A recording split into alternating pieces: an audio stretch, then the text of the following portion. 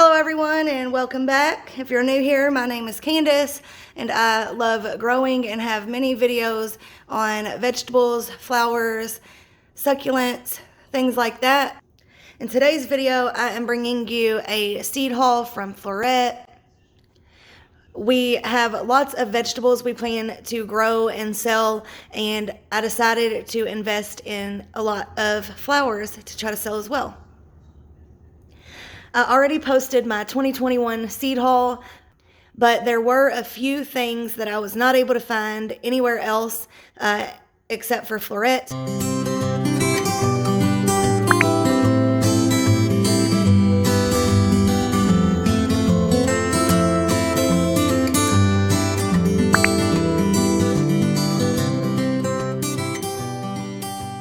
All right, so let's get on into this haul.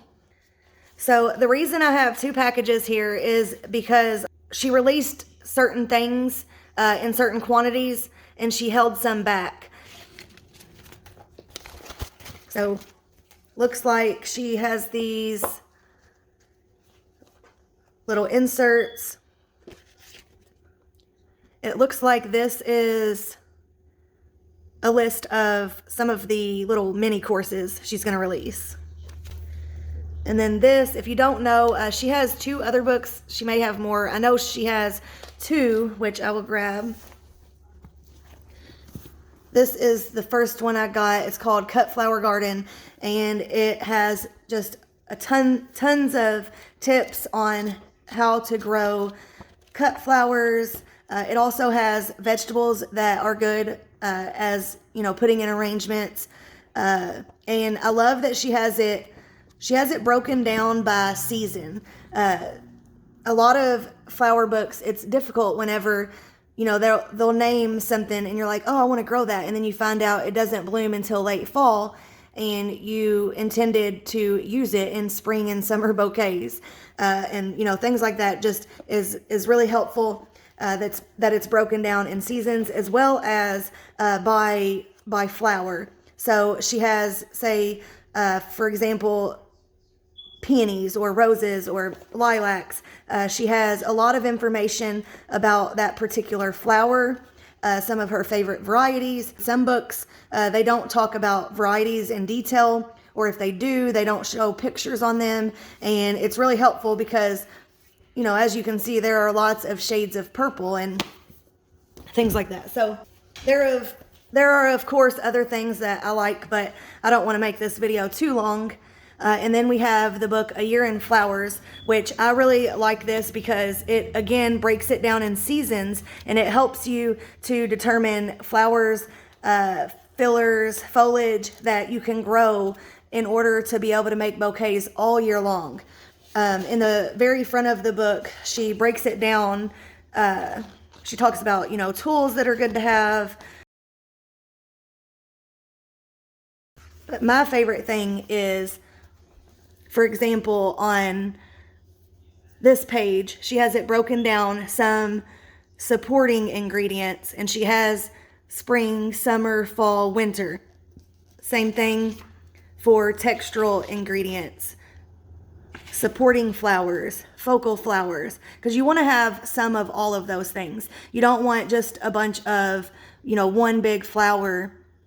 I mean, you can, but usually to make a bouquet, you want a little bit of everything.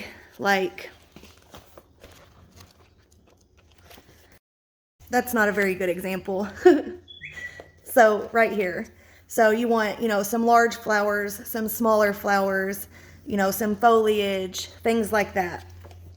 And this really helps you when it's broken down like this to, if you're not knowledgeable about cut flowers, you don't know if peonies bloom in the spring or if they bloom later in the fall. I've really learned a lot, especially foliage. I know nothing about foliage, or I didn't anyways, especially when each thing blooms. And, you know, she talks about, you know, say, for example, in summer, some of the airy accents that you can use.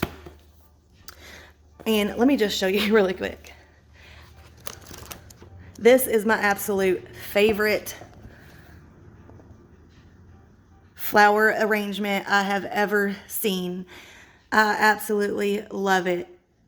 I find myself trying to find flowers that I can grow that I could replicate this color scheme. I just think it's so beautiful. I just love this arrangement. What I was saying is those are two of her books, which I definitely recommend. They are worth the money. And then she has a new book coming out. I'm sorry, my husband's phone is beeping. But she has a new book coming out called Discovering Dahlias. And I don't know if she's still doing it, but she was doing it where if you pre-ordered her book, she sent you a packet of dahlia seeds as well. So I got Oban Bay, Sweet Pea, Eucalyptus Baby Blue, which is the round-leaved eucalyptus, but it's smaller. Bells of Ireland, which I already have some Bells of Ireland, but I wanted to get some more because I heard those don't have the best germination. And then I got these two varieties of pincushion flower. This one is this Dark Night. It's a really dark flower, and it has these little white things on the top. It almost looks like they float on top of the flower, and it just, I don't know, it just glistens. And then this one is a beautiful blue star flower. After it blooms, if you leave it, it turns into this pod. And then for the next set of seeds, I've got a bunch of basils, but I heard this one is a really good one for filler. Mrs. Burns Lemon Basil, Pink Champagne Celosia, which I think, no, it was this one, was used in that arrangement that I showed you that I loved the colors of. And then I also got the Pink Champagne. And then I got Bunny Tails Ornamental Grass. Sorry about that, guys. My husband just got home. My dogs were barking. But then this one is another one that I was super excited about. It's the Unicorn Mix zinnia, and I thought that it was just different colors of zinnias. But on this one, Fresh Cut Kentucky, she has a video talking about zinnias, and that's when I think I noticed it watching one of her videos. Then I have this Frosted Explosion, which I saw this on Nicole, a Flower Hill Farm. One of her videos, she uses this. And it goes with a lot of different colors. It'll go with, your summery colors as well as your fall. And then stock, this is the one thing that I ordered that I didn't plan to order.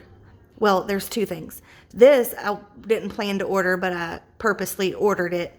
Just because this is something that it blooms and then it's done. You have to succession sow this one over and over to continue to get blooms. Whereas something like a zinnia, you cut it and it will continue to bloom and bloom and bloom. And I've never grown this one before, so I wasn't going to grow it at first, but then I figured I'll get one pack and, see how I like it. Maybe it's worth the succession sowing. And then this one, I didn't mean to order whatsoever. Whenever I was taking a screenshot of my order, I noticed it. Whenever I was checking out, I double checked everything to make sure I only had one of everything and all that, and I didn't notice it. But once I took a second glance, I realized that this was in the cart.